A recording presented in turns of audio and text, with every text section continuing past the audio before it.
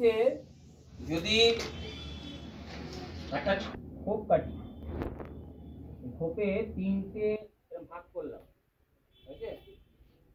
তো এখানে আমি কি লিখলাম, মানে ডিস্টেন্স মানে দূরত্ব, কি বললাম দূরত্ব। এখানে লিখলাম গতিবেগ, গতিবেগ মানে ভি লিখলাম, ঠিক আছে? আর এখানে সময় লিখলাম টি, ঠিক আছে? যদি এইভাবে লিখে রাখি তাহলে সূত্র মুখস্থ করতে সহজ হবে। তাহলে টি বের করার সূত্র হচ্ছে ডি বাই ভি, মনে রাখবে। ডি বের করার সূত্র তাহলে কি হবে, পাশাপাশি থাকে গুণ, এই যে বাঘ এই যে বলো ইনটু ভি, বুঝে গেল? পাশাপাশি এই ওপর নিচে ভাগ, পাশাপাশি গুণ। তাহলে ভি বের করার সূত্র কি হবে, ডি বাই ডি। ক্লিয়ার? বুঝতে পারলাম? হ্যাঁ, সহজ হয়ে গেল।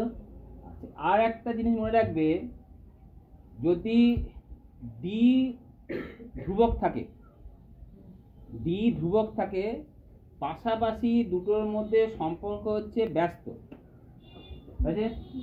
কি বললাম, এদের মধ্যে সম্পর্ক কি, পাশাপাশি দুটোর মধ্যে কি সম্পর্ক, ব্যস্ত। মুখস্থ করার দরকার নেই, ঠিক আছে? আর ওপর নিচে সম্পর্ক কি, সরল।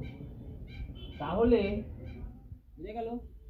পাশাপাশি কি সম্পর্ক, তাহলে ডিসটেন্স দূরত্ব আর গতিবেগের মধ্যে কি সম্পর্ক, সরল। যখন কে স্থির, সময় স্থির। দূরত্ব আর সময়ের মধ্যে কি সম্পর্ক, সরল। যখন কে স্থির, গতিবেগ। সময় আর গতিবেগের মধ্যে কি সম্পর্ক, যখন কে স্থির। যে কোনো প্রবলেম সলভ, বুঝতে পারলে?